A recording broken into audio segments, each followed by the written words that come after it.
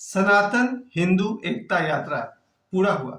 ये 10 दिन का यात्रा जो दूसरी बार बाबा बागेश्वर ने शुरू करवाया था 7 नवंबर 2025 से लेकर के 16 नवंबर 2025 तक। इन 10 दिनों में यानी कि लाखों लोग, कम से कम 20 लाख लोग इस यात्रा में, प्रतिदिन अगर 2 लाख लोग जुड़े हैं तो प्रतिदिन बिल्कुल मैनुअली आदमी की तरह 20 लाख लोग जुड़े हैं और ऑनलाइन करोड़ लोग इसमें जुड़े हैं। और इन 10 दिनों तक लगभग 20 लाख लोगों को सुबह दोपहर शाम भोजन की जिम्मेवारी अनिरुद्धाचार्य ने लिया था। बहुत बहुत उनको धन्यवाद। धन्य है जिन्होंने 10 दिनों तक लाखों लोगों को भोजन करवाया सुबह दोपहर शाम। मुझे लगता है इस समय धरती पर इतना बड़ा दानवीर, अनिरुद्धाचार्य जैसा दानवीर मुझे कोई दूसरा नहीं दिख रहा है। बहुत बहुत आभार। और आज 10वां दिन था वृंदावन में, जहां पर इनका समापन हुआ। वहां मुझे लग रहा था कि एक साथ 5 लाख से अधिक लोग बैठे हुए थे और वो सभी, उनमें से अधिकतर वृंदावन के थे और बाहर के भी होंगे, क्योंकि बाबा बागेश्वर के आह्वान पर, बाबा बागेश्वर के बुलाने पर लोग देश विदेश से चले आ रहे हैं और चले आए। इतना बड़ा कार्यक्रम हुआ। आज जब 10वां दिन लगभग 12 बजे बाबा बागेश्वर वृंदावन पहुंच गए और वहां पहुंचकर जब वो संबोधन दे रहे थे, सभी लोगों को धन्यवाद कर रहे थे जो लगातार 10 दिनों तक दिन भर चलना और रात को थोड़ा सा विश्राम, फिर सुबह स्नान करके निकल पड़ना। ये एक दिन करना आसान है, शायद 2 दिन भी किया जा सकता था, लेकिन 10 दिन तक लगातार इतना कठिन परिश्रम किया है लाखों लोगों ने। और ये हिंदू एकता यात्रा, सनातन हिंदू एकता यात्रा खत्म होकर के भी जारी रहेगा, प्रतिदिन चलता रहेगा। ये तो बाबा बागेश्वर ने दूसरी बार किया। अब अगले वर्ष 2026 में उनका तीसरा पद यात्रा जब शुरू होगा, सनातन हिंदू एकता पद यात्रा, उसकी सूचना बाद में दी जाएगी। लेकिन आज जो उन्होंने वहां पर जितने भी बड़े बड़े संत बैठे हुए थे बाबा बागेश्वर के साथ में, उन महान संतों को मैं याद करते हुए कहना चाहता हूँ मंच पर, जिनको मैं पहचान पा रहा था। एक तो साथ में अनिरुद्धाचार्य जी, अनिरुद्धाचार्य जिन्होंने पूरे 10 दिन का खर्च, भोजन का खर्च अपने जिम्मे ले लिया था, उनको बार बार प्रणाम करूंगा। उसके साथ साथ देवकी नंदन ठाकुर जी थे, जिन्होंने आधा 1 घंटा तक लगातार लोगों को अपना प्रवचन किया और उनका सहयोग बहुत ही शानदार रहा। मुझे लगता है कि पिछले 3-4 दिनों से वो लगातार साथ साथ चलते रहे। उसके साथ साथ पुंडरीक गोस्वामी जी भी थे। राजू दास जी जो अयोध्या के हनुमानगढ़ी के महंत है, वो तो 10 दिन, पूरे 10 में 10 दिन बाबा बागेश्वर के साथ साथ रहे। चित्रलेखा जी और उनके पतिदेव भी साथ साथ रहे, जो कथावाचिका है। और न जाने कितने सारे लोग मंच पर, कल रात को मैं देख रहा था कार्यक्रम, बड़े बड़े सिंगर्स में से जो भी नोटियाल थे, ये बी प्राक थे, और इस तरह से बॉलीवुड भी साथ साथ चला है बाबा बागेश्वर के साथ साथ। और मुस्लिम जत्था भी चला है, बहुत सारे मुस्लिम भी बाबा बागेश्वर के साथ रहे। सिखों का समुदाय भी 10 नवंबर को साथ साथ चला। एक तरह से देखा जाए तो पूरे भारत में 5 संकल्प लिया गया मुख्यतः, जिनमें से पहला संकल्प इसमें था कि भारत को हिंदू राष्ट्र घोषित किया जाए। और क्यों घोषित किया जाए, एक कारण 3 दिन पहले जो विस्फोट हुआ है लाल किले पर, वो भी एक कारण समझने के लिए है।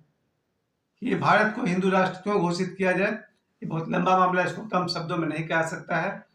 फिर भी तो ये जो संकल्प है बाबा बागेश्वर का कि भारत को हिंदू राष्ट्र घोषित किया जाए, जहां मुसलमान जैसे रहते हैं वैसे ही पूर्ववत रहेंगे, बस आतंकवादियों का आतंक मुश्किल हो जाएगा। दूसरा जो संकल्प बाबा बागेश्वर ने लिया है वो है एकता का संकल्प।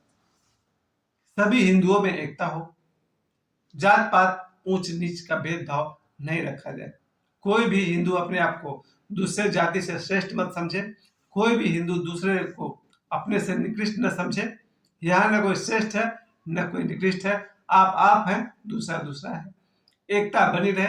अगर देश में एकता बनी रहे, उसका एक जो आप प्रमाण देख सकते हैं, परसों परसों जो बिहार में एनडीए की जीत हुई है, यानी कि एक तरह से इसे कहा जाए कि भाजपा की जीत हुई है, उसके पीछे इन कथाकारों का कहीं ना कहीं तो हाथ है। क्योंकि बिहार के हर घर में 5-5 मोबाइल है और पांचों मोबाइल में बाबा बागेश्वर के प्रवचन चल रहे हैं, प्रेमानंद जी के राधे राधे के प्रवचन चल रहे हैं, अनिरुद्धाचार्य जी का चल रहा है, देवकी नंदन ठाकुर, यानी सारे कथाकार, कुमार विश्वास भी आए हुए थे इसमें, सारे कथाकारों का जब प्रवचन मोबाइल पर चलेगा तो फिर इसका फर्क तो पड़ेगा। और बिहार के रिजल्ट में, परिणाम में मेरा मानना है कुछ हाथ तो इनका भी है। मोदी जी का काम, अमित शाह जी का काम, नीतीश कुमार के काम के अलावा कैटलिस्ट का काम अगर कोई किया है तो बाबा बागेश्वर और उनके जैसे कथावाचकों का बहुत बड़ा प्रभाव पड़ा है। तो ये संकल्प लिया गया आज कि एकता का संकल्प, हिंदुओं में एकता हो। मैं तो यहाँ तक कहता हूँ अपने तरफ से कि सभी भारतीयों में एकता हो, और अगर बुद्धि थोड़ी अच्छी हो तो देवराहा बाबा के शब्दों में कहा जाए, वो 10-20 देशों का नाम गिनाते हुए कहते हैं कि सभी देश में लोग प्रेम के साथ रहें, मित्रता के साथ रहें। अगर ये कभी संभव हो पाए कि पूरा विश्व एक परिवार की तरह चले, बहुत बहुत बढ़िया। तो एकता का संकल्प लिया गया। पहला संकल्प कि भारत हिंदू राष्ट्र बने, दूसरा संकल्प लिया गया है एकता, और तीसरा संकल्प था कि मदिरालय का विरोध, खासकर अगर जैसे बता रहे थे बाबा बागेश्वर कि वृंदावन में भगवान कृष्ण के एक मंदिर के पास मदिरालय है। जरा सोचने की बात है, एक तरफ वृंदावन वो पुण्य नगरी है जहाँ की मिट्टी को भी लोग अपने सिर से लगाते हैं। आज भी बाबा बागेश्वर वहां पहुंचे तो जमीन पर लेट कर वहां की मिट्टी को सिर से लगाए। मेरी एक बहुत ही करीबी मित्र है, वो जमीन पर लेट लेट करके वृंदावन के जमीन पर लेट जाती है। कभी यहाँ कृष्ण भगवान के पांव पड़े थे। उस वृंदावन में एक दुकानदार को कैसे सूझ गई कि वहां मदिरालय खोली जाए। चलिए ठीक है, कोई ना कोई मदिरा पीता ही होगा, वरना दुकान कितना दिन तक चलता है। इसका मतलब ये हुआ कि वृंदावन में जाने वाले लोग, खास करके टूरिस्ट जो सिर्फ वहां मनोरंजन करने जाते हैं, वही लोग दिन भर घूमते होंगे वृंदावन और शाम को 2-4 पैग मार लेते होंगे। खैर, बाबा बागेश्वर ने कहा कि वृंदावन से, उस मंदिर के सामने से, उस मदिरालय के मालिक से बाबा बागेश्वर ने हाथ जोड़कर प्रार्थना किया है, कृपया उसको वहां से हटा ले, कहीं और चले जाए, कहीं और कमा ले, भारत बहुत बड़ा है, लेकिन वृंदावन से मदिरालय को हटाया जाए। और साथ साथ इस बात को भी कहा कि जहाँ, जैसे आपने देखा होगा, जहां जहां मंदिर है भारत में, उस मंदिर के नजदीक में अगर कोई वाइन शॉप है, कोई मदिरालय है, उसको हटाया जाना चाहिए। जैसे आपने सुना होगा, पढ़ा भी होगा कि झारखंड में जितने भी स्कूल हैं, या शायद पूरे भारत में जहां कहीं भी स्कूल है, स्कूल के आसपास 100-200 मीटर तक पान, बीड़ी, सिगरेट, गुटखा बेचना कानूनन अपराध है। मैंने तो पढ़ा इस नोटिस को। किसी भी स्कूल के सामने भारत में, खासकर मैं तो झारखंड से पढ़ रहा था, कि किसी भी स्कूल के पास 100-200 मीटर के दायरे में पान, गुटखा, सिगरेट, बीड़ी बेचना मना है। उसी प्रकार से पूरे भारत में किसी भी मंदिर के कुछ रेंज तक, कुछ दूरी तक मदिरालय, वाइन शॉप नहीं होना चाहिए। ऐसा संकल्प बाबा बागेश्वर ने लिया। बाकी लोगों की अपनी जिम्मेवारी। हर आदमी को अपना नर्क और अपना स्वर्ग चुनने का अधिकार है। हर आदमी को नर्क में जीने का और स्वर्ग में जीने का अधिकार है। मार्ग क्या चुनना है आप चुनिए। संतों का काम था मार्ग दिखाना, आगे लोगों की मर्जी। और चौथा संकल्प जो यहाँ लिया गया है कि हर सनातनी 5 सनातनी को जोड़े, यानी हर एक सनातनी अपने 5 सनातनी भाई के साथ मिलजुल करके सनातन के जो भी गुण हैं उनको जोड़े। जैसे कि मैं अपनी तरफ से हमेशा कहता हूँ कि मैं वाल्मीकि रामायण भी पढ़ता हूँ, श्रीमद् भागवत महापुराण भी पढ़ता हूँ, और जो भी इसके अनुभव है इसको शेयर करना चाहिए। हर सनातनी को कम से कम 5 सनातनियों के साथ सत्संग करना चाहिए। जुड़ो और जोड़ो। तो इस तरह से पूरे भारत में सनातन का बहुत ही जोरदार प्रचार होगा। अब तक तो हम लोग सिर्फ अपने लिए जीते हैं, लेकिन अब आज के दिन ये संकल्प लिया गया कि हर सनातनी कम से कम 5 सनातनी को जोड़े। और जो 5वां संकल्प है वो था घर के बाहर भगवा झंडा लगाना।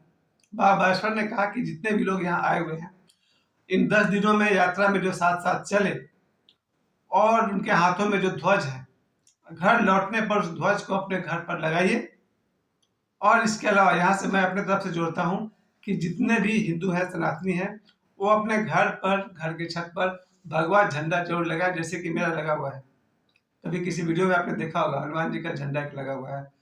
तो बाबा बागेश्वर ने बात कही कि अपने घर के बाहर एक भगवा झंडा लगाएं। ये बात मैं अपने तरफ से भी कहता हूँ कि हर सनातनी अपने घर के बाहर भगवा झंडा लगाए। इसके अलावा हर सनातनी जहाँ तक संभव हो सके अपने ललाट पर तिलक लगाए। मैं तो अभी नहीं लगाया हुआ यहाँ पर, लेकिन जब भी मैं किसी मंदिर में जाता हूँ या मंदिर से गुजरता हूँ तो यहाँ पर तिलक लगाता हूँ। अगर संभव हो तो हर सनातनी को तिलक लगाना चाहिए। खैर, इसी के साथ साथ ये 10 दिनों का सनातनी हिंदू एकता पद यात्रा समाप्त हुआ और इसका जो प्रभाव है वो गूंजता रहेगा, सदियों तक गूंजता रहेगा। धीरेन्द्र शास्त्री को मैं अपनी तरफ से अवतारी पुरुष कहूंगा और अनिरुद्धाचार्य जी को मैं कहूंगा, धन्य है आप जिन्होंने 10 दिनों तक लाखों लोगों के दोनों तीनों वक्त भोजन का इंतजाम किया। इन दोनों का विशेष आभार बाबा बागेश्वर का भी और अनिरुद्धाचार्य जी का भी।